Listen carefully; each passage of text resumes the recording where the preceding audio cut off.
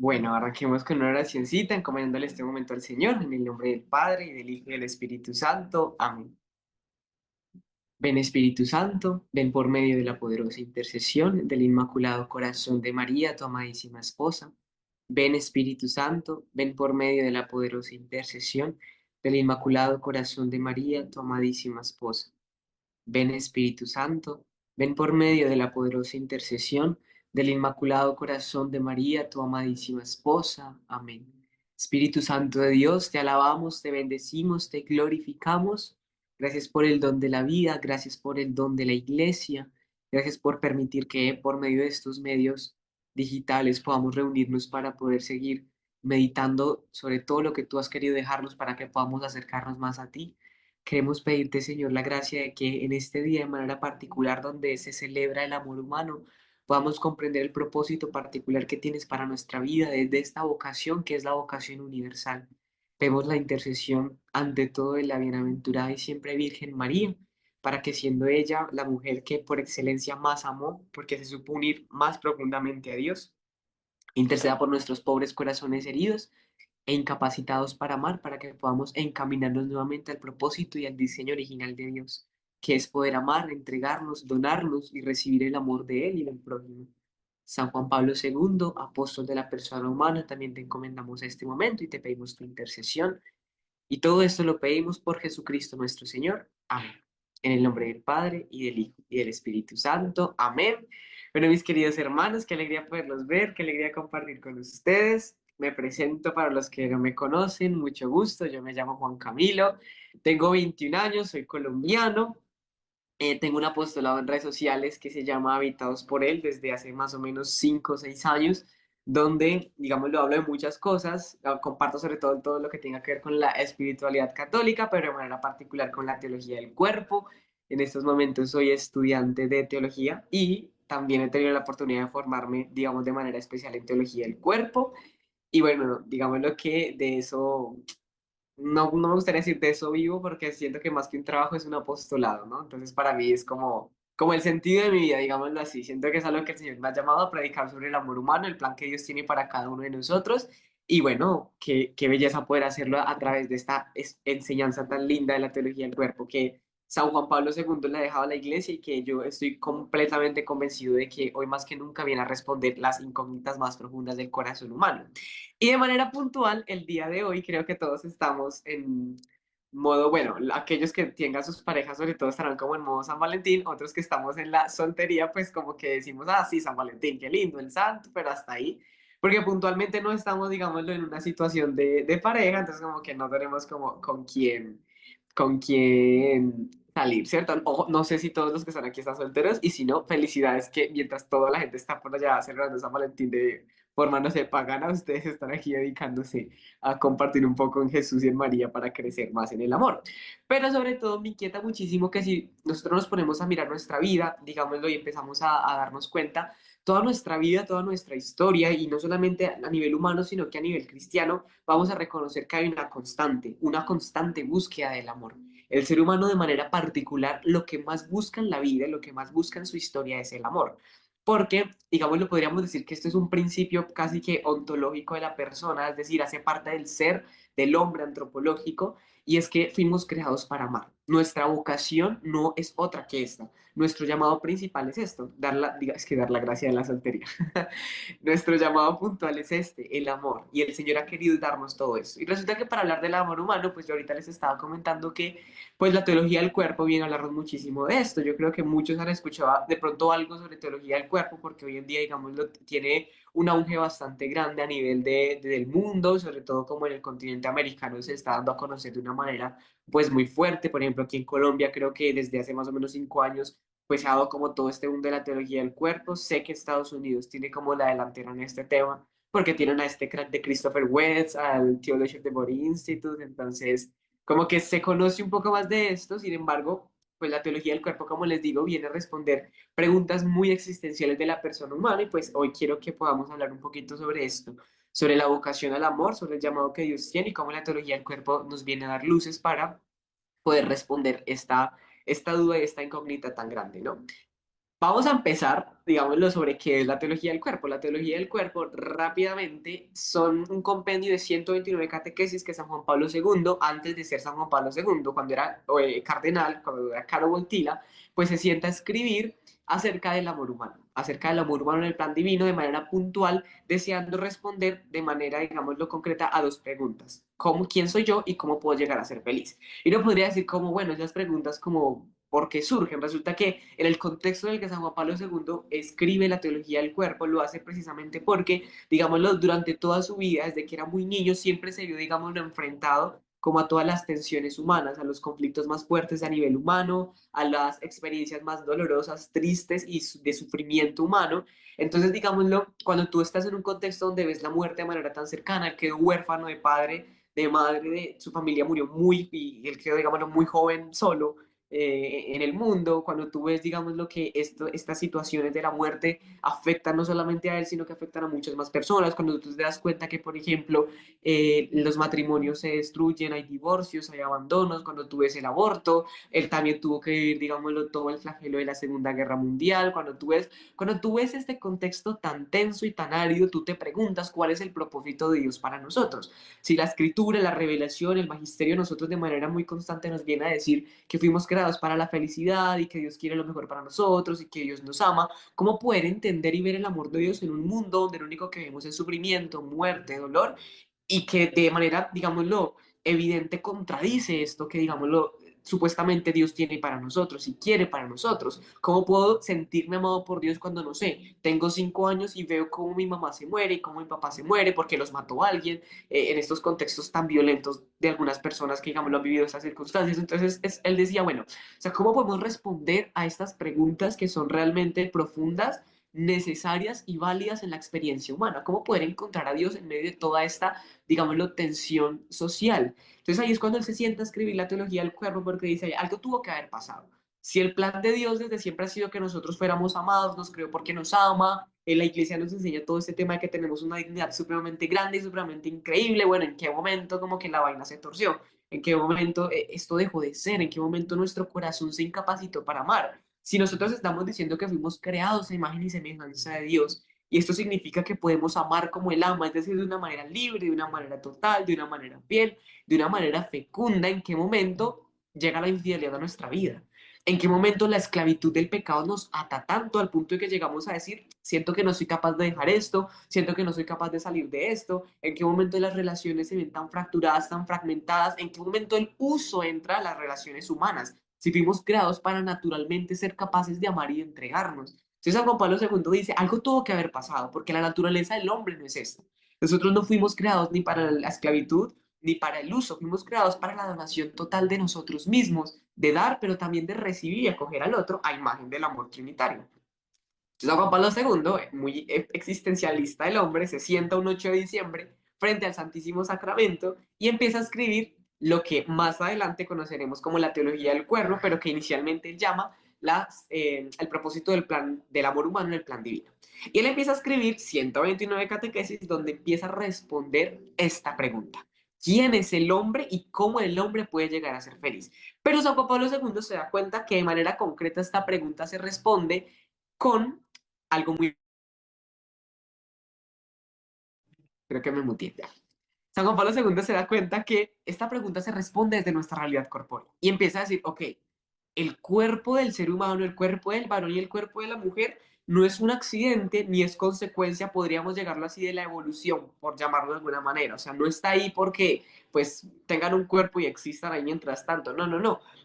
No tienen, o sea, el cuerpo tiene un propósito, tiene un plan y San Juan Pablo II se da cuenta que la pregunta de quién es el hombre, quién es la persona humana y cómo puede llegar a ser feliz, es decir, su vocación se responde precisamente desde esta realidad corporal. Y es aquí cuando él introduce un término que, digámoslo, para algunas personas podría ser denso, pero es súper fácil de entender, y es la antropología adecuada. La antropología es el estudio del hombre, ¿no? Entonces, antro viene de hombre y la psicología, pues el estudio del hombre, ¿cierto? Entonces, él viene a decir, la antropología adecuada es aquella que estudia al hombre de manera integral, es decir, que estudia al hombre no solamente como un ser biológico, o un ser, digámoslo, psíquico o un ser espiritual, sino que lo estudia de manera completa. Antropología adecuada es entender estudiar y comprender al ser humano desde lo que es una realidad corpóreo-espiritual. Es decir, tú y yo somos cuerpo, somos alma y somos espíritu. Por eso todas las aproximaciones antropológicas que tenemos hoy en día son tan ineficientes, digámosle así, porque se quedan cortas. Yo no puedo tratar de entenderme únicamente viendo mi realidad física y también me voy a quedar muy corto viendo mi realidad espiritual o mi realidad mental. Miren, por ejemplo, lo que llega a decir Sigmund Freud. Bueno, pues yo no les recomendaría mucho leer a Freud, ¿no? Pero Sigmund Freud llega a concluir, estudiando al hombre desde la mente, esa vaina es muy complicada. Él llega a decir, la persona humana, o sea, esa vaina es muy rara. Y desde la ciencia nosotros vamos a encontrar lo mismo. Y desde lo espiritual también. En lo espiritual uno ve cosas rarísimas. Entonces a la final uno dice, claro, es que estamos viendo y estamos tratando de estudiarnos y comprendernos a nosotros mismos únicamente desde ámbitos aislados y no de manera integral. Y esto llevándolo de manera concreta a nuestra, digámoslo, vivencia de la vida espiritual, a veces eso es lo que experimentamos. Entonces, ay, no puedo dejar este pecado, no soy capaz de salir de este vicio porque lo estoy reduciendo únicamente al área espiritual y no me doy cuenta que a veces tiene raíces, no sé, psíquicas, afectivas, heridas o carencias de la infancia, bueno, una realidad una cantidad de cosas y de realidades que uno dice, pues claro, es que si yo me enfoqué únicamente en lo espiritual y creía que mi lucha contra el pecado solamente había afectado y tocado mi área espiritual, pues siempre voy a estar en la misma lucha y nunca voy a ver avances y siempre voy a sentir que no voy a ser capaz de salir. Entonces San Juan Pablo II viene a decir, no, ven, esto hay que responderlo de manera integral. El hombre tiene que saber quién es desde su realidad material. Y empieza a hablarnos desde el primer relato de la creación. Obviamente, pues a los que no conocen, la Biblia tiene dos relatos de la creación. El primer relato es el relato que la teología nos viene a decir que se conoce como el relato eloísta, que es un relato, digamos, lo más objetivo, es como más concreto. Dios hizo el mundo, Dios hizo el hombre y le dijo, vayan y multiplíquense, una sola carne y todo este cuento, ¿cierto? Tenemos un segundo relato de la creación que viene más o menos como desde el segundo capítulo del libro del Génesis, que se llama el relato yavista. El relato yavista es el relato que nos viene, digamos, es un poco más subjetivo porque es más desmenuzadito. Nos dice que puso a Adán primero, que lo creó del polvo, lo puso, lo mandó al Edén, ve allá, hablan de los animales, después ahí le creó a la mujer y nos narra toda la historia del hombre de manera, digámoslo, más desmenuzada. San Juan Pablo II apela a los dos, pero de manera concreta hace mucho énfasis en el segundo, en el relato yavista, es decir, el que nos habla de manera desmenuzadita, por decirlo así. Y en el relato yavista, San Juan Pablo II se da cuenta que el Señor desde el principio quiso que el ser humano, que la persona humana, tuviese una característica distinta al resto de criaturas. Y es que tuviese la capacidad de ser no solamente hijo, sino de ser amado. Y es lo que la teología nos viene a decir que nosotros somos como imago Dei, es decir, imagen de Dios. Yo no sé si a ustedes les ha pasado, a mí me pasaba cuando estaba muy pequeño sobre todo y hasta hace que empecé a estudiar la teología del cuerpo, que cuando nos decían que Dios nos había creado imagen y semejanza a Dios, yo suponía que era porque Dios tenía manos, tenía cabeza, tenía un cuerpo como el de nosotros. Y decía, no, pues imagen y semejanza a Dios porque somos así, ¿no? Pero ser imagen y semejanza de Dios responde a otro, pues no sé, Dios obviamente tal vez no sea así corporal, Jesucristo sí, sabemos que Jesucristo se encarna y se hace hombre, pero el ser imagen y semejanza de Dios responde a algo distinto. Y es la capacidad que tú y yo, mis queridos hermanos, tenemos de amar como el Padre ama al Hijo, el Hijo ama al Padre, y como fruto de ese amor libre, total, fiel y fecundo de la Trinidad surge la tercera persona de la Trinidad, el Espíritu Santo. Es decir, nosotros, a diferencia del resto de la creación, tenemos la capacidad de hacer comunión, comunión de personas que se aman libre, total, fiel y fecundamente. Nuestros queridos hermanos perros, hermanos gatos, ahorita que yo estoy trabajando en un colegio franciscano, entonces estoy bebiendo un poco de la espiritualidad franciscana, pues nuestro querido hermano perro no vive la experiencia de comunión. Él no dice, me voy a entregar a esta perrita, no sé, libre, total, fiel y fecundamente, y quiero que fruto de nuestra unión salga otro cachorrito. No, o sea, el perrito solamente actúa por instinto. Nosotros no. Nosotros sí tenemos esta capacidad. Y de manera puntual, en el libro del Génesis, ustedes se van a dar cuenta que en este relato de la creación, cuando Dios crea a Adán, Dios, digamos, le revela su plan, le revela que es creado a imagen y semejanza de él, pero Adán tiene un conflicto, oigan, hermano perro por allá al final, tienen un conflicto muy puntual, y es que Adán se da cuenta que está solo en el Edén. Y él dice como, bueno, muy lindo y todo, y el libro de la escritura incluso lo llega a decir así. Y Adán se dio cuenta que no tenía una ayuda adecuada. Adán se dio cuenta que le faltaba algo, que le faltaba algo. Y en ese darse cuenta que le faltaba algo, le faltaba alguien, Dios llega a proclamar lo siguiente. No es bueno que el hombre esté solo. Voy a crearle una ayuda adecuada. ¿Y ustedes saben qué hace Dios? Procede a crear a los animales. Uno podría decir, ¿qué? No, pues ahí crea a Eva. Y Dios no, te acaba de crear los animales. Entonces dice, él creó a los animales y le dice a Adán, vaya, póngale nombres. Y Adán va y le pone nombres y vuelve donde Dios y es como, men, muy lindo el perro, muy lindo el gato, el tigre espectacular. O sea, apoteósica tu creación, hermana, pero ajá, ¿y yo qué? ¿Con quién me voy a unir? O sea, yo no puedo ser imagen y semejanza tuya, porque ellos no se entregan a mí y yo no me puedo entregar a ellos. Ahí Dios lo duerme y crea a la mujer. Y esta experiencia de entrega y de donación se da a través del cuerpo. Adán se da cuenta que no podía entregarse porque no había un cuerpo que pudiese recibir. Y Dios de manera intencional desea esto para Adán. ¿Por qué crea a los animales primero y no crea a la mujer? Porque necesitaba que Adán se diera cuenta que aunque toda la creación le servía, no con toda la creación podía hacer comunión.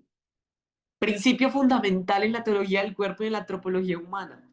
La experiencia de comunión requiere otra persona. O sea, tú no puedes hacer comunión con un perro, con un gato. Necesitas del otro. Necesitas de otra persona. Necesitas de un ser humano. Porque el ser humano de manera libre puede recibirte y libremente puede entregarse. Crea a Eva y uno podría decir que mujer tan fácil, él la vio y de una se le entregó y madre de toda la humanidad. No. ¿Qué sucede en este? Y este momento es fundamental. O sea, esta vaina es increíble. A mí me parece que es uno de los momentos más hermosos de la creación. Porque dice la escritura que cuando Adán despierta del sueño y logra ver a la mujer, exclama, esta sí es carne de mi carne y huesos de mis huesos. Y Eva se sintió completamente mirada, no como quien es usada, sino como quien es amada, que decide entregarse por completo a él. Yo me entrego a él porque con su mirada me está demostrando que es capaz de comprometerse completamente conmigo. Uno de los principios también, digamos, los originarios del varón. El varón es el que busca. La experiencia del hombre es ser el que busca, el que mira. La experiencia de la mujer es la que es buscada. Por eso quien sale a conquistar es el varón y quien es conquistada es la mujer y no al revés.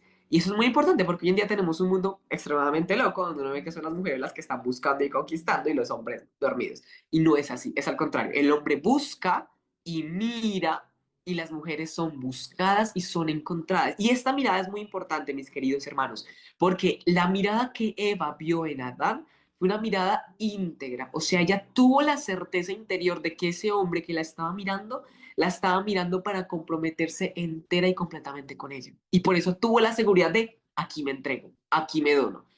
Ojalá puedan buscar, no sé si el chat permita que puedan mandar la foto, pero si alguien puede buscar la imagen de la creación de Adán, a mí me parece que es impresionante la que dibuja Miguel Ángel, porque en esta imagen, pues se llama la creación de Adán, que es la que tiene los dos deditos, sí, exactamente. En esta creación, aunque se llama la creación de Adán, Eva también está en la pintura, ¿no? No sé si sabían. Y Eva está en la pintura, está justamente escondida detrás de Dios. Y es increíble, porque esto viene a revelarle al varón también lo que significa para poder, o sea, digámoslo, el propósito de poder encontrar a la mujer. La única manera que tú puedas mirar a una mujer de manera íntegra es primero mirándola a través del Señor. Incluso es muy charro porque, bueno, charro para los que no son de Colombia es como gracioso, porque en la imagen de la creación de Adán, Eva está como que, no sé si lo compartieron, creo que por ahí lo compartieron, sí. Voy a mirar. Miren la que está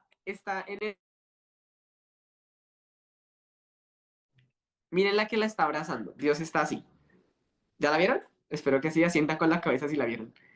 Y si ustedes miran la mirada de Eva, es una mirada como de desconfianza, como de, men, yo estoy muy feliz aquí al lado de Dios.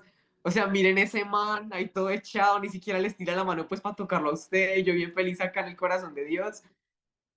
El hombre solo puede mirar de manera íntegra a la mujer si se encuentra primero con la mirada de Dios. Adán mira a Dios y mirando a Dios logra encontrar a la mujer. Por eso la mujer, a mí me encanta decirlo así, es lo mejorcito que Dios le pudo dar al varón. Sale directamente del corazón del Padre, como quien te entrego lo más preciado que tengo. La escritura nos viene a decir también lo mismo.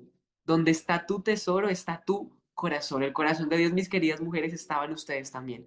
Y por eso cuando se las presenta a Adán, se las presenta como el regalo más lindo, pero a él le exige la responsabilidad de primero encontrarse con Dios. Y por eso la experiencia del varón es necesariamente soledad. O sea, el hombre tiene que pasar por esta experiencia de soltería, de soledad, de no encontrarse, de buscarse en Dios. porque buscándose en Dios, se encuentra Él, encuentra a Dios y así mismo encuentra a la mujer. Esto es precioso.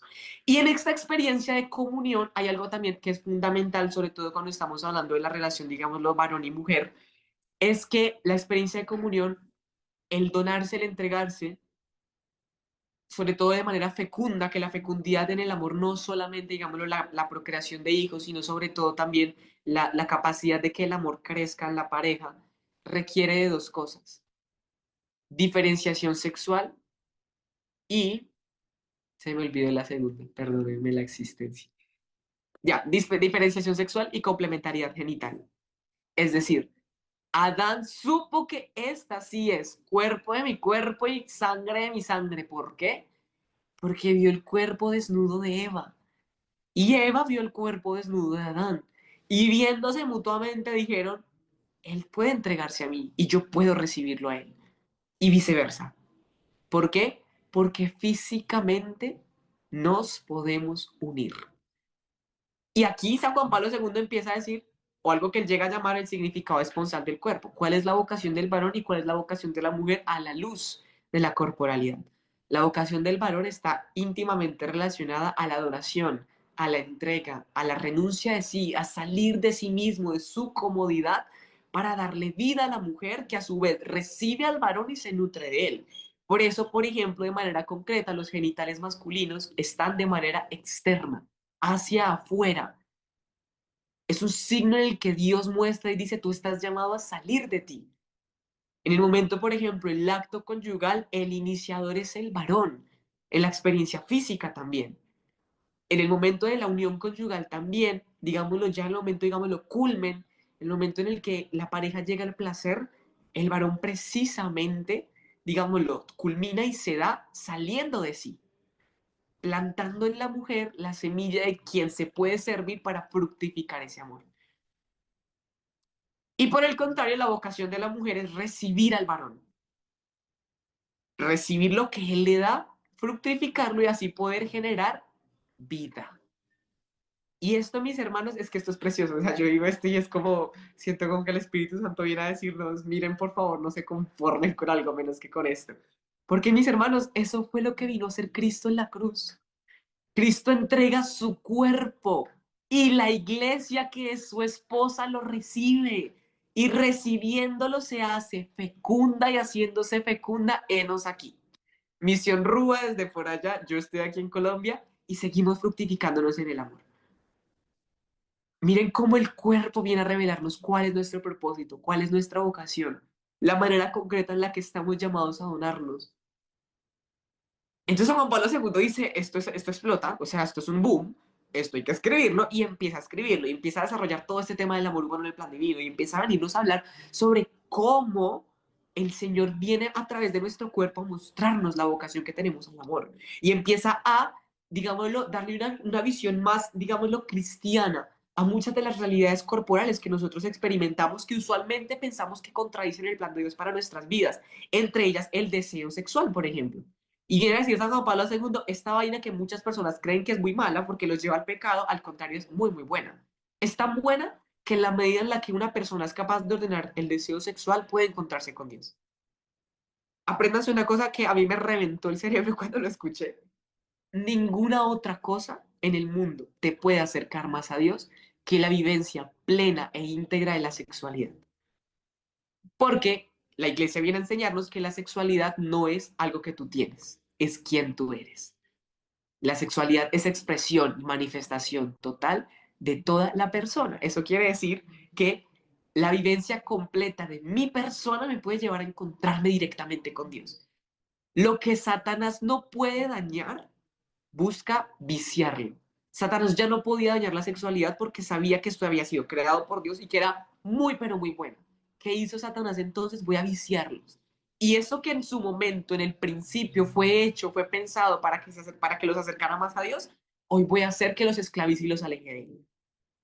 Entonces, el deseo sexual que usualmente nosotros experimentamos y sentimos que es lo que más nos aleja de él, y es como que, es que esto me lleva al pecado y esto me hace perder la gracia y tal cosa, no es porque sea malo en sí mismo, es que se hirió, se tergiversó, se desvió de su propósito inicial.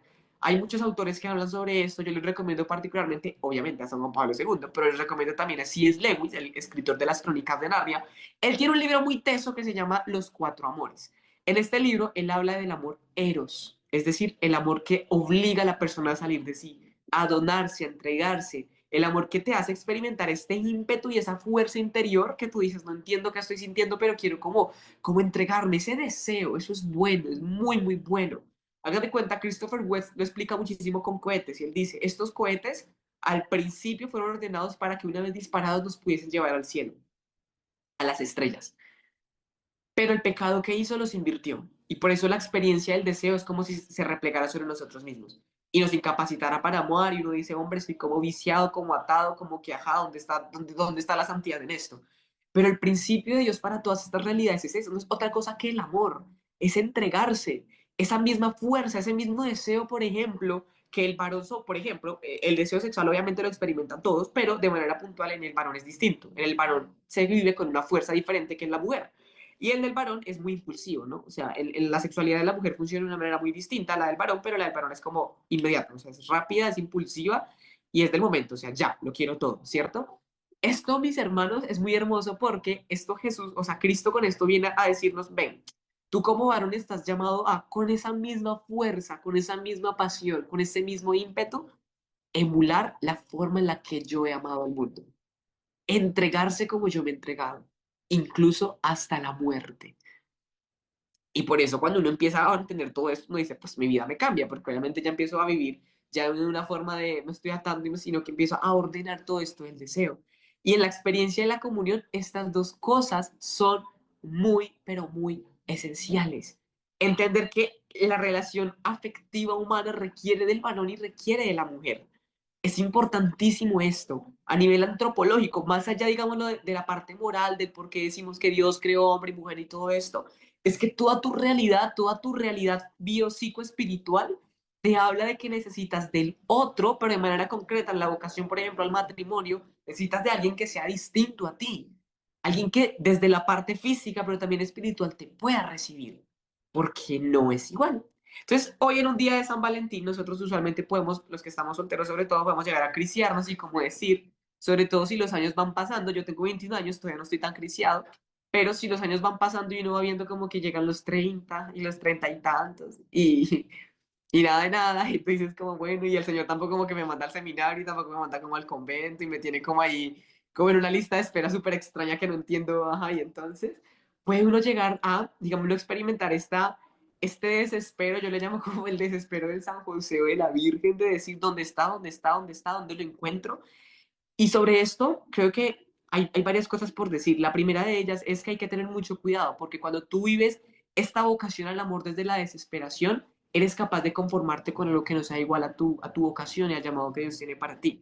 Entonces tú dices, tengo 30 años y está este que, pues no es muy católico, pero va a misa los domingos. No, yo lo convierto y venga para acá, mi hijo, aprovechemos porque es que ya 30 años, de aquí a que nos casemos 33, que empecemos a tener hijos 37, voy a ser una mamá bien, y empieza la cabeza. O sea, Santa Teresa de Ávila decía que la cabeza es la loca de la casa, claramente, ¿no? El varón no sufre tanto de esto, pero también nos llega la crisis a veces, ¿no? Entonces hay que tener mucho cuidado porque puede pasar que empecemos como a conformarnos y a decir, bueno, de pronto para no quedarme tan solo, soy capaz de tolerar esto, soy capaz de aceptar esto. Esto en primer lugar. En segundo lugar, también hay que tener mucho cuidado porque el mundo también y el demonio se ha valido de esto para hacernos creer la mentira de que esta experiencia de la comunión y del amor, de la vocación al amor, solamente es posible vivirla en el amor de pareja. Y esto es mentira. Porque entonces un sacerdote no podría vivir la vocación al amor, o una religiosa no podría vivir la vocación al amor. Y eso se traduciría en que son completamente infelices, y no son infelices. La vocación al amor se da en la experiencia de donarse y entregarse. Si Jesús a ti te da la vocación de donarte a una pareja, gloria a Dios, de verdad, qué belleza, qué lindo, ojalá tengan un santo matrimonio y le den muchas vocaciones a la iglesia. Pero si no, no te desesperes, puedes donarte como el sacerdote se dona a su pueblo, por ejemplo. Donarte también está en la capacidad de darte, por ejemplo, a tu familia, a tus amigos, a tu comunidad, a tu iglesia. Hay tantas maneras de vivir la vocación al amor que no se reduce únicamente al amor de pareja. San Valentín debería, por ejemplo, aquí dice Pedro, la abuela de 19 hijos, gloria a Dios. O sea, uno mira eso y dice, increíble. Yo digo, ojalá Jesús nos bendiga con más vocaciones así, gente dispuesta a vivir el matrimonio como es, abierto a la vida y abierto a que el Señor suscite todo lo que quiera, ¿no? Pero si esto no se da, pues también gloria a Dios. Pero entonces, mis hermanos, la vocación al amor es un llamado universal porque todos podemos amar, porque fuimos creados a imagen y semejanza de Dios. Y ahorita se los decía, la fructificación la, la fecundidad del amor no se reduce únicamente a la procreación, al tener hijos. Es la capacidad que tienes también de que en otros el amor de Dios aumente, mientras aumenta también en ti. Un sacerdote no tiene hijos, es lo ideal, obviamente, habrá casos excepcionales. No tiene esposa, obviamente, habrá casos excepcionales. Pero en el orden de la ley, el sacerdote, siendo solo, estando célibe y se dona a su pueblo, es capaz de acrecentar en nosotros el amor de Dios. Y eso es fecundidad. Y a su vez, él también crece espiritualmente. Y esto es fecundidad. Entonces, en la afectividad del ser humano hay que tener mucho cuidado porque claramente, como les decía, existen estos riesgos de decir, bueno, yo para dónde pego, para dónde voy, de hacer discernimientos apresurados, de desesperarse y no confiar en el plan que Dios tiene para nuestras vidas. El plan que Dios tiene para nuestras vidas es muy perfecto y en la medida en la que nosotros podamos integrarlo, créanme que vamos a ser muy felices. En la medida en que podamos sanar nuestra afectividad y nuestra sexualidad, vamos a ver cómo Dios responde a las necesidades más profundas de nuestro corazón. Como les decía, es completamente válido que experimentes la soledad, es que es necesaria la soledad. Si tú no vives la soledad, si tú no pasas por la soltería, creo que acá la mayoría están solteros, pero si no pasamos por la soltería, no vamos a sentir la necesidad o el anhelo de comunión. O sea, a mí a veces me pasa que estoy solo en mi casa y es como, pues no solamente pienso en, ay, qué rico una pareja, pienso también como, ay, quiero salir con mis amigos y les escribo, ¿qué están haciendo? ¿Por qué no salimos a alguna parte? Y salimos, o vengan a mi casa, hagamos algo, recemos un rato, reunámonos. Pero yo siento que necesito del otro y a la vez me quiero donar al otro, ¿por qué?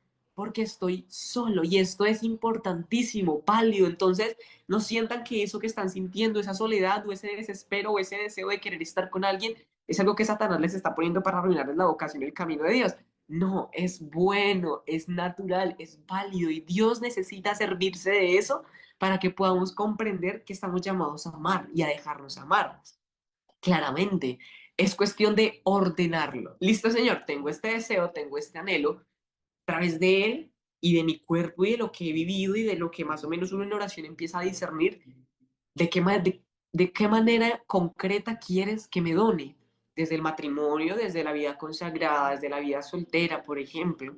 Que aunque dicen que no es una vocación, es un llamado también. Yo, pues obviamente no lo reconoceremos como vocación en el sentido de que la gente dice sacerdocio, matrimonio y así.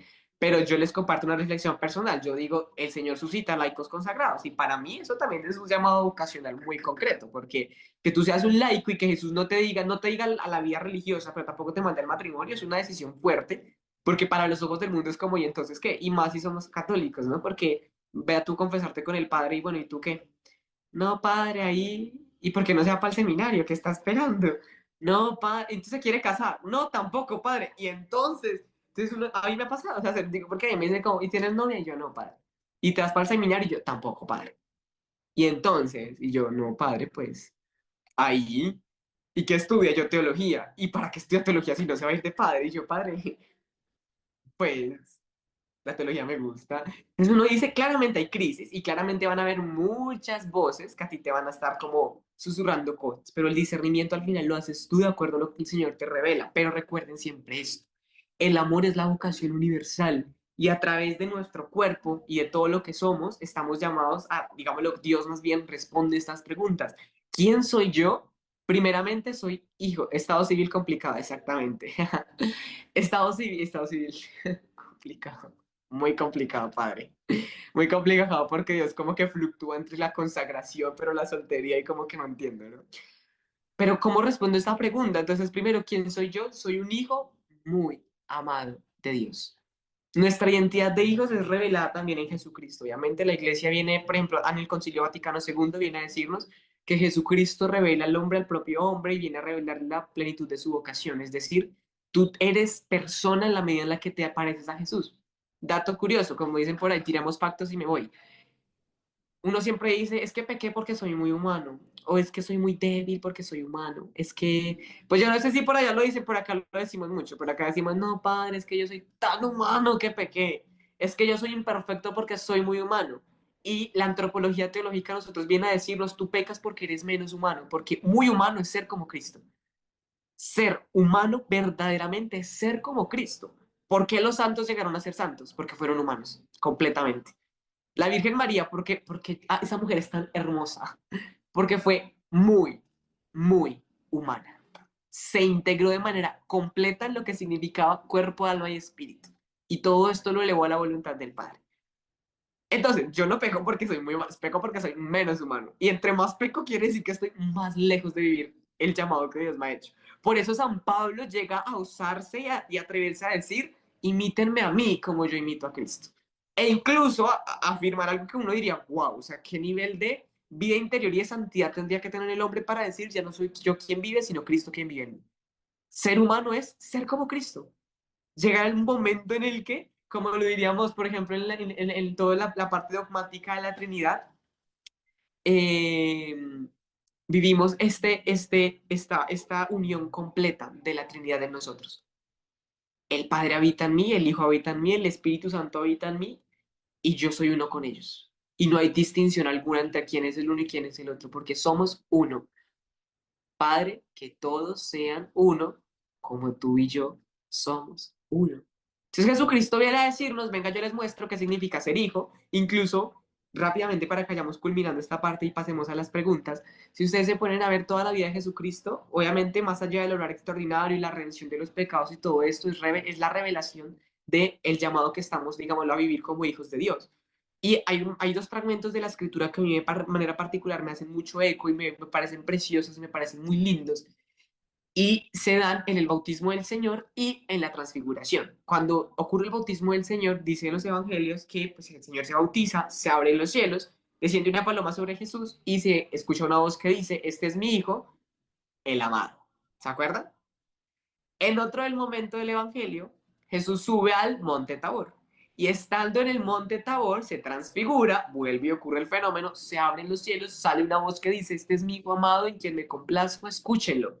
Se cierran los cielos y dice la escritura que cuando ellos iban bajando, Jesús mira a los apóstoles y le dice, pues esto todavía no se lo cuenten a nadie hasta que el Hijo del Hombre haya resucitado, pero también les dice, esa voz que se escuchó por ustedes. Esa se escuchó por ustedes, viene a respondernos algo muy particular. Cuando Dios abre los cielos y viene a decirnos, este es mi hijo amado, no lo hace tanto por Cristo. Él ya sabía que era el hijo amado de Dios. Lo hace por nosotros. Yo ya sé quién soy. Ustedes son los que no saben quiénes son. Y el Padre viene a hablarles a ustedes directamente. En mí, ustedes se ven. En mí, el Padre viene a decirles, ustedes son mis hijos muy amados, en quienes me complazco. En ustedes me complazco. El Salmo 2 por allá viene a decir también, tú eres mi hijo amado, yo te he engendrado hoy. Toda la revelación viene a hablarnos de esta identidad que tenemos. ¿Quién soy yo? Soy un hijo muy amado de Dios. ¿Cómo puedo ser feliz? En mi realidad de ser varón, donándome y entregándome. Ya Dios me mostrará el resto. Más que en qué vocación particular, el llamado universal de mi persona como varón, es entregarme, donarme, morir a sí mismo, proteger, custodiar, guiar a la iglesia. Y en la mujer, por ejemplo, es recibir, fructificar, amar, ser la cara como tierna, dulce y amorosa. Entonces, San Juan Pablo II, básicamente la teología del cuerpo es muy amplia, son 129 catequesis, podríamos, mejor dicho, usualmente esto yo lo puedo explicar en un retiro de un día completo porque es, o sea, solamente el primer ciclo de las catequesis nos da medio día, casi un día completo, pero son 129 catequesis donde San Juan Pablo II, desde una antropología adecuada, empieza a decir, la crisis del ser humano está y existe por una sencilla razón, el hombre no sabe quién es. Y como dicen por ahí un dicho, yo no sé si todos son colombianos, o aquí en Colombia lo decimos mucho, si yo no sé quién soy, pues no sé para dónde voy. Así de sencillo. Y cuando yo no sé quién soy, precisamente me conformo con cosas que no son consecuentes a mi dignidad. Cuando yo verdaderamente sé quién soy, me doy cuenta de cómo debo vivir, qué dignidad tengo y qué cosas de verdad tengo que aceptar o no tengo que aceptar en mi vida. Cuando el hombre comprende quién es, comprende por qué el pecado es tan asqueroso y tan dañino. Dices que esto no es igual, esto es rebajarme algo para lo que yo no fui llamado. Yo fui llamado para lo más alto, para lo más alto, para lo más grande, para lo eterno. Y el pecado no se parece para nada a esto. ¿Por qué me voy a conformar con esto? Porque uno se desconvierte tan fácil? Porque no sabemos quiénes somos. ¿Por qué nos cuesta tanto vivir la gracia de Dios? Porque no sabemos quiénes somos. Y en la medida en la que el hombre se va conociendo en Dios, logra integrarse y logra descubrir la grandeza de su dignidad y rechazar lo contrario a eso. Ya para que terminemos esta primera parte, es que se me acaba de ir un Espíritu Santazo. Ustedes han visto El Rey León, espero que sí, si no, por favor, vayan y vean, ¿sí? En El Rey León, para mí es la película, es una de las películas más cristianas que yo me he visto, aparte después de Narnia. En El Rey León nosotros encontramos a Simba, que es un rey, ¿no? Spoiler, pues ojalá, yo creo imposible que nadie se la haya visto, eso es un clásico. Simba es rey, Mufasa, el papá de Simba, ¿cierto? O sea, Simba es príncipe, y Mufasa se muere, porque Scar, el tío envidioso, lo mata, el hermano de Mufasa mata, ¿cierto? Scar le dice a Simba, usted fue el que mató a su papá, tiene que largarse de aquí, váyase. Simba, siendo muy niño, se va, es que es muy lindo, parece al Edén, o sea, nosotros la embarramos, el pecado, salimos corriendo. Simba se va, huye y se encuentra con Timón y Pumba. Y ellos le enseñan él Hakuna Matata, que es básicamente una forma muy hippie de vivir. Y es muy curioso porque cuando Simba empieza a conocer a Hakuna Matata, al principio le cuesta y le parece como hasta asqueroso. Yo no sé si recuerdan que hay una escena donde él dice, bueno, ¿y qué vamos a comer? Ellos dicen, lo que la naturaleza nos dé. Y levantan una piedra y eso está lleno de bichos, de gusanos, y todos como que, y él es como que, gas, y él como que empieza a comerse y es como que, guácala. Y después empieza la canción de Hakuna Matata y poco a poco muestran cómo Simba va creciendo y cuando él ya es adulto, ya como que ese estilo de vida le es natural y tal cosa. Y cuando él está en medio de su relax más grande, se encuentra con Nala, que era una de las leonas que estaban ahí. Y Nala como que, guau, tú estás vivo, qué increíble. O sea, men, tienes que volver. Y Simba, ¿cómo así? Y le dice, sí, o sea, eso allá está jodidísimo. O sea, Scar, pésima administración. Cualquier parecido con la administración de Petro de Maduro, o sea, pura coincidencia. Entonces, como que no, mira tal cosa. Y Simba, como que no, yo cómo voy a volver, ¿no? Y Nala, como que le dice, hermano, o sea, tienes que volver. Nala se va, lo deja y Simba queda como criciado. Entonces, Simba un día está como caminando en medio de la nada y se encuentra con este mono, que se me olvidó de Rafiki, y Rafiki está como ahí, lo mira y es como, oiga, ¿usted qué? Y él es como, ay, no me molestes. Entonces Rafiki le dice, me encontré con tu padre. Y Simba, ¿cómo así? Mi papá está muerto. Y le dice, no, no, no, ven, yo te lo muestro dónde está. Y entonces Simba empieza a correr, empieza a correr, empieza a correr, como, ¿dónde está mi papá? Y cuando llega, Rafiki le dice, míralo, está ahí. Y Simba se asoma y es un lago y Simba ve su reflejo. Y Simba le dice con desagrado, ese soy yo, ese no es mi padre. Y Rafiki lo mira y le dice, no, no, no, no, no,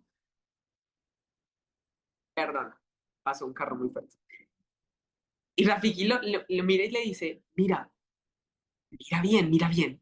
Simba se asoma nuevamente y ve el reflejo de su padre. Y entonces Rafiki le dice, él vive en ti.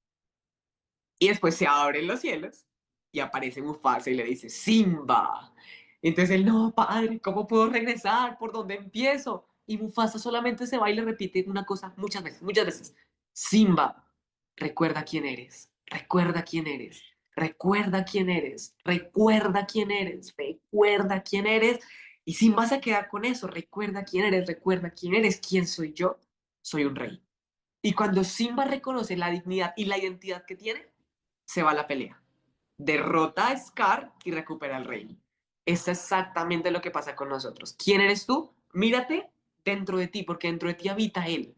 Él está en ti, Cristo vive en ti. Y cuando tú ves a Cristo que vive en ti, logras recordar quién eres y así asumir la vocación y el llamado concreto que Dios tiene para tu vida. Entonces, mis hermanos, eso es como una introducción muy rápida. Es como pasamos de la primera a la 29, de la 29 a la 100, de la 100 a la 50 catequesis de la teología del cuerpo. Como les digo, esto es muy, muy amplio, pero básicamente hoy quise darles como unas pinceladas de lo que vendría siendo la teología del cuerpo. Si quedaron con ganas de aprender más de teología del cuerpo y con crisis existencial, me daré por bien servido y yo creo que el Señor también, porque la teología del cuerpo busca esto. Llevarte al límite para que tú digas quién soy y tengas que recurrir al único que puede revelarte quién eres. Entonces, no sé si de pronto tengan alguna pregunta, que este sea como el espacio. Qué hermoso, Juanca. No hay palabras para describir lo hermoso que hace Jesús en ti, el Espíritu Santo obra en ti. Demasiado, demasiado. O sea, como que se me agüita todos los ojos porque eres muy pequeño y yo creo que acá hay muchos, muchos que son mayores que tú y incluyéndome, y no tenemos lo que Jesús te ha dado a ti. y por eso te agradecemos por ser instrumento en el mundo. Y les invito a todos a que sigan sus redes sociales. Él hace contenido hermoso, así como lo escuchan, pero en forma corta. No que no me encante, yo puedo escucharte todo el día, pero estoy diciendo como reels o shorts para que te puedan escuchar. Se llama Habitados por él. Así que sí, si quedaron encantados como yo, vayan, síganlo y compartan su voz, porque es muy diferente escuchar a una mamá, a un padre, a alguien que ya tiene su vocación a hablar de la teología. Es muy diferente cuando tú escuchas a un joven en la misma situación en la que tú estás y dices, y casi digo, híjole, no puedo, y tú dices, sí, y tú dices, sí, o sea, sí soy, o sea, ese soy yo. Y necesito escuchar esa voz que me representa. Así que gracias por representarnos, Juanca, a todos los que estamos presentes. Te agradecemos, Juanca, y Misión Rúa, yo sé que queda totalmente para que lo vean después y los adultos, que todos disfruten de esta hermosa meditación o charla que nos diste, que Jesús te acompañe siempre y muchísimas gracias por dejar a Jesús vivir en ti, Juanca. Ujú. Mano, a ustedes por acogerme y permitirme hablar de lo que el Señor tanto me ha enamorado, porque fue un proceso así, o sea, realmente la teología del cuerpo no llegó como un propósito de vida, sino como para... Llegó en un momento en el que yo tenía muchas preguntas y yo dije, ¿qué? Y el Señor, pum, teología del cuerpo, y empecé a, primero creo que fue como eso, a permitir que hiciera eco en mí, y después ya dije, no, esto hay que darlo, o sea, esto la gente, ¿por qué no conoce de esto? Los jóvenes, por Dios, esto es como el manual más directo para poder saber cómo vivir nuestras vidas. Juanca, tengo una pregunta. ¿Cuántos años tienes? Ah, yo no les dije, tengo 21 años. Ah, no escuché. Ah, bueno, súper. Bueno, entonces sí, confirmo que, porque hay veces me dicen, no, es que hay veces de pronto es más adulto, pero se ve más joven, pero confirmo que sí es un joven. Como- Así que gracias, Juanca, Dios te bendiga. Amén. Como nosotros estamos llamados a casarnos con Dios. Jesucristo se muere por casarse contigo. Y puntual, teología sacramental, el sacramento del matrimonio entra en vigor en el momento en el que los esposos se unen, ¿no? En el acto conyugal. Antes de la relación sexual, el matrimonio no es válido.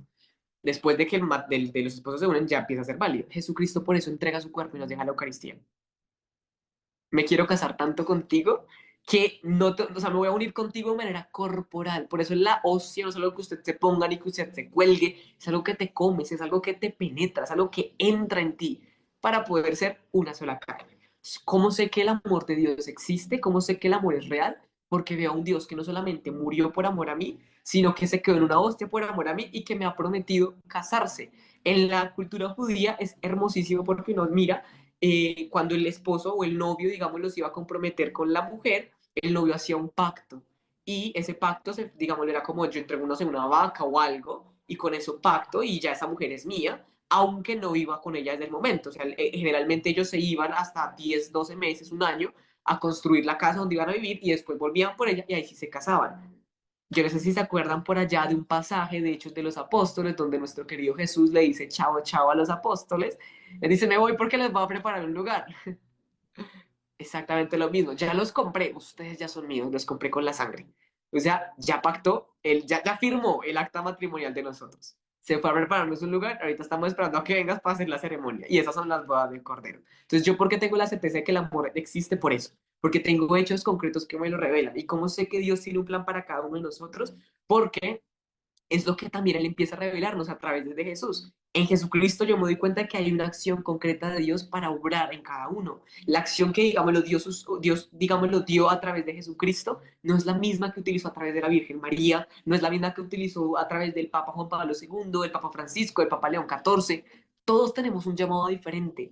La forma en que tu mamá lo ha hecho o que la mía lo ha hecho, todas son formas que aunque son en la misma vocación, son tan distintas y tú ahí dices, esto responde que sí hay un plan distinto para cada uno de nosotros, aunque pueda ser a las mismas cosas. Tú puedes ser médico y yo puedo ser médico y no vamos a vivir igual la vocación a ser médicos. Van a haber diferencias, porque la forma en la que a ti Dios te puede pedir ser médico, no sé, eh, cardiólogo y a mí me puede pedir ser médico de niños. Y es distinto. Y es lo mismo, pero de maneras distintas. Entonces Dios me revela su amor a través de actos concretos y tengo que tener la certeza de que tiene un plan para la vida de otros, pero también de manera particular para mi vida, porque me lo ha mostrado y me lo demuestra a través de la vida de los santos, a través de la vida de la iglesia, y porque cada uno tiene un llamado concreto. Primero amar, pero ya es del discernimiento de decir de qué forma quieres Jesús que haga. Isa. Hola, Juanca. Pues realmente yo tengo 16 años y pues estoy bastante chica, pero quedé impresionada. Estoy a explotar de todo y ahora sí que creo que pues tengo la dicha de ser una de las coordinadoras de Misión Rural del grupo de adolescentes. Entonces, por parte de mis chiquitos y por parte mía, que pues considero que sigo siendo un pollito así chiquito, este, ¿qué consejo podrías dar como, yo creo que también le sirve a los jóvenes, jóvenes adultos, a todos en general, como un consejo? em, para, ahora sí que, bueno, digamos hablando de mí, para un adolescente, porque por ejemplo en el entorno en el que yo estoy, digamos mi generación y todo, veo por ejemplo muchos compañeros o muchos amigos que ya andan de novio, de novia, y bueno, yo considero que seguimos bastante chiquitos, ¿no? Entonces, pues como algún consejo que tenga que ver con esto, porque creo que dentro de mi generación y todo esto hay muchas personas que se revuelven y andan ahí, ¿no? Pero pues eso y también agradecerte pues todo lo que nos has compartido porque si realmente pues estoy chiquita y todavía siento que tengo muchísimas cosas por aprender de la vida, sobre la vida cristiana y demás, pero de aquí me llevo un gran aprendizaje de algo que quiero seguir aprendiendo, que creo que hasta cierto punto también me gustaría empezar a estudiar, que yo quedé encantada con esto y de verdad gracias por tu vocación y por compartirlo. Amén, amén, gloria a Dios. Isa, dos consejos. El primero, con respecto al noviazgo. En edades muy jóvenes, ¿no? Volvemos a lo mismo. Este anhelo de amor es válido, es bueno, hay que ordenarlo, pero sobre todo hay que darle tiempo al tiempo. Yo creo que hay momentos para todo en la vida, ¿no? En primer lugar es entender, digámoslo, qué propósito tiene el noviazgo. El propósito del noviazgo es la preparación de un matrimonio. Yo creo que a los 16 años, 14 o 15, tú no estás pensando en casarte. Entonces, partimos por ahí, uno diría, bueno, ¿podrías tenerlo? Sí. ¿Estás pecando? No. Pero, pues, ¿para qué empezar algo que no vas a poder culminar ya, ya, ya? Si lo que se espera es un matrimonio, ¿no? El discernimiento de un matrimonio, de la familia y toda esta cuestión, ¿cierto? Pero de manera especial sobre este tema de saltarse los procesos, que creo yo que es como lo que más aqueja a esta generación, yo podría decir lo siguiente. Tú puedes comerte un huevito de dos maneras.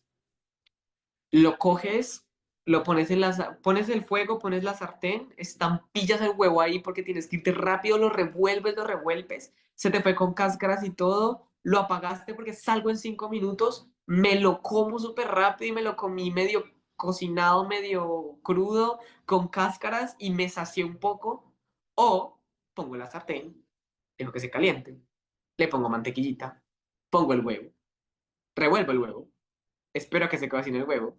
Le pongo, no sé, por ejemplo, a mí me gusta mucho echarle, yo no sé si soy raro, pero yo le echo orégano al huevo o ajo granulado, me encanta. Entonces, como tan, tan, tan, lo sazono, lo sirvo, me hago chocolate o café, saco galletas, tostados, me siento, empiezo a comer.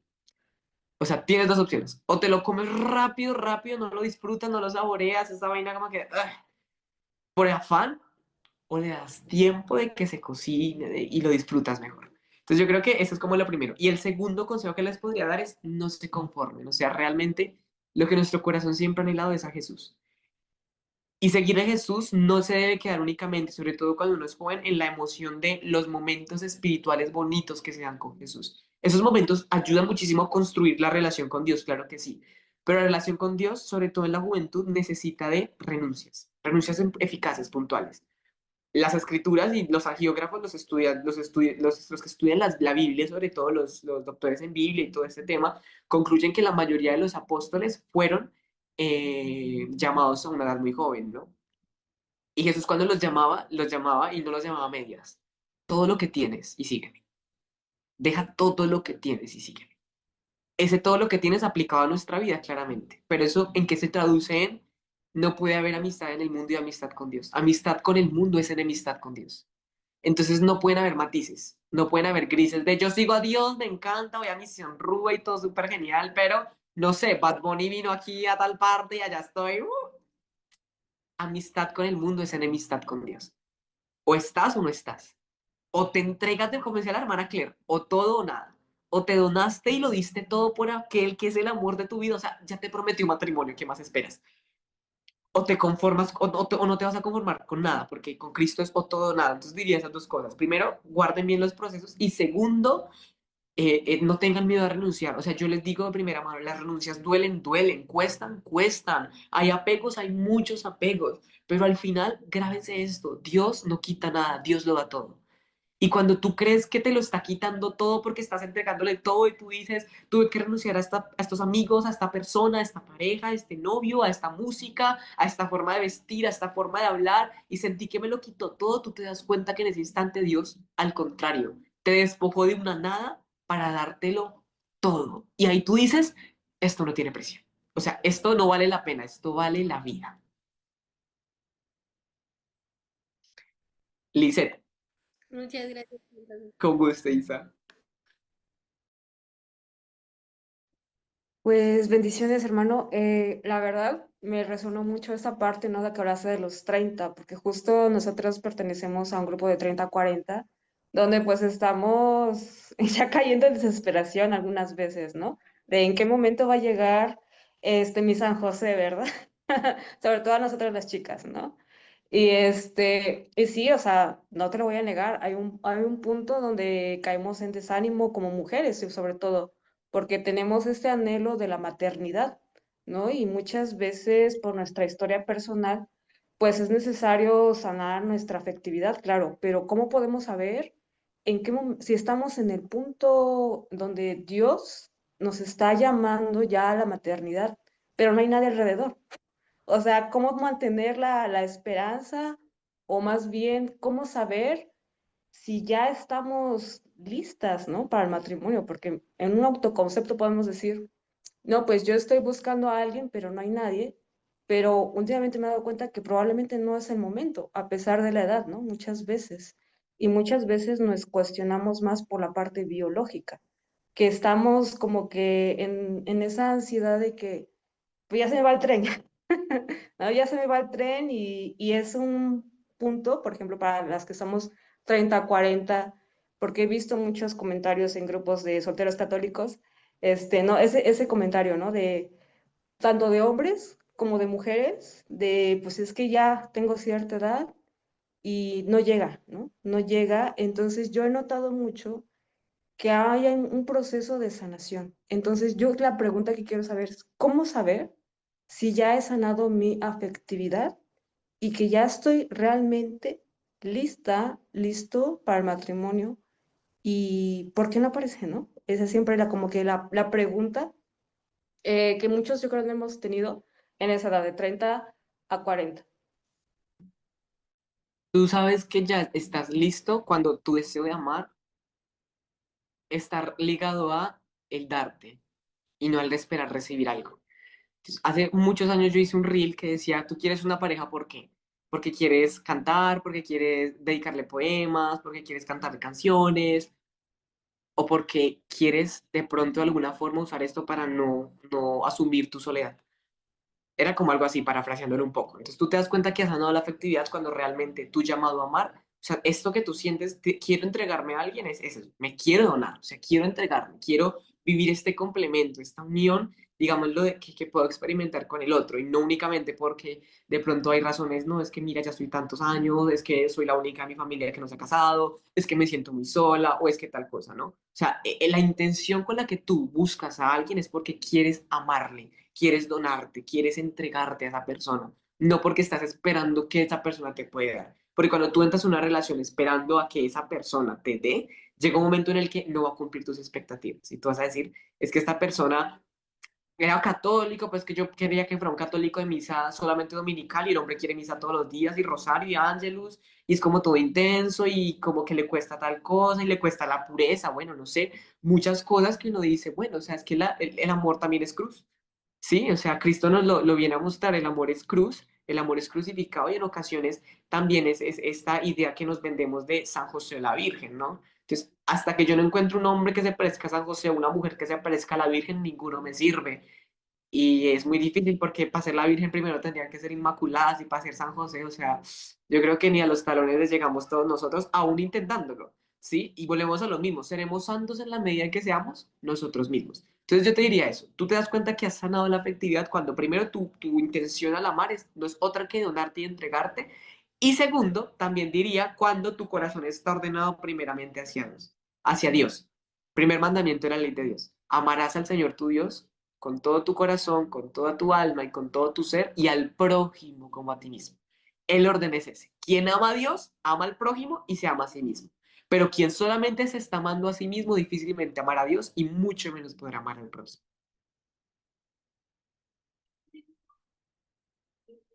Dios te lo pague el camino. Amén. Qué pecado. Una preguntita más. Es que parece que sí, sí, sí pregunto, bueno, y está tan buena que yo creo que sí te va a tocar verla porque, o sea, te la leo, pero no sé si la vas a memorizar. Bueno, ¿crees que Jesús tenía a alguien en específico para ti? O tiene, perdón, ¿tiene alguien específico para ti? ¿Escogió a un ser humano en específico o nosotros tenemos la libertad de escoger a alguien? Contesta así, después te pongo la otra porque está más llena de palabras. Nosotros tenemos que tener la libertad. Porque si esa premisa fuera cierta, entonces una mujer que sufre maltrato tendría que conformarse con ese maltrato, porque Dios escogió a este abusador para mí. Entonces, no, no, no. Tú tienes la libertad de escoger. Dios te acompaña en la libertad, que claramente Dios desea un tipo de persona para ti. O sea, Él va a decir, ay, no sé, Manu es católica, está aquí en Misión Rúa, pues Dios va a decir, hombre, pues un hombre más o menos igual, ¿no? No le va a mandar, no sé, el patán ateo agnóstico de por allá de la esquina, todo satánico, todo pues no, no, obviamente. Que si Manu decide meterse ahí, Jesús, aunque va a decir, bendito mi Dios, aquí la va a acompañar, así sea para ponerle mi nombre para que después llegue y llore acá. Pero te acompaña, ¿no? Pero la libertad sí es de uno. Gracias, Juanca. Súper. Y la otra que te preguntaba era, bueno, dice, ¿cuál es la manera en la que la concupiscencia altera la capacidad del cuerpo para que pueda ser señal del amor de Dios, sin disminuir la atracción física? La concupiscencia, digámoslo, disminuye la capacidad de amar y de todo este significado esponsal del cuerpo porque nos lleva a ver al otro como un objeto, como un uso. O sea, ¿qué puedo obtener de ti? ¿Qué me puedes dar? ¿No? Entonces, obviamente esto tendría que, los invito a que puedan buscar, digámoslo, por ejemplo, un poco sobre la neurociencia y la sexualidad. Uno podría ver un poco esto ahí, el impacto que tiene este fenómeno de la hipersexualización en el cerebro humano. Pero básicamente es eso. Tú ya empiezas a mirar al otro como un objeto en el sentido de que qué puedo obtener de esa persona. Entonces, por ejemplo, estas relaciones, digámoslo, de abuso sexual o de tanta promiscuidad se dan precisamente por esto, porque tú no estás buscando darte digámoslo, el fin de la relación sexual, del acto conyugal, es la donación. Yo me quiero entregar a ti. Yo busco es el deleite tuyo, el disfrute propio, que perdón, el disfrute del otro, que como consecuencia de que la otra persona disfrute, está el disfrute personal, es distinto. Pero el fin en sí mismo es ese, que tú te dones, que tú te entregues. Y la atracción física no es que, digámoslo, tú sientas, no es como que, ay, me atrajo esta mujer o me atrajo este varón, no sé, por sus características físicas, estoy usándola, no, porque es que es necesario, o sea, digamos acuerdan lo que les decía, Adán se dio cuenta que amaba y que era Eva, ¿por qué? Porque la vio y Eva vio a Adán. Entonces, esta mirada es importante, es fundamental. Distinto es si esa mirada está enfocada únicamente al uso. Entonces, por ejemplo, vulgarmente sería como, ¿cómo está de buena esta como las canciones de reggaetón, básicamente, que te miré y que me encantaste y que me imaginé una contigo en la cama porque tal cosa y que quiero. Aquí te estás usando, o sea, ahí tú no estás diciendo carne de mi carne y huesos de mis huesos, ¿no?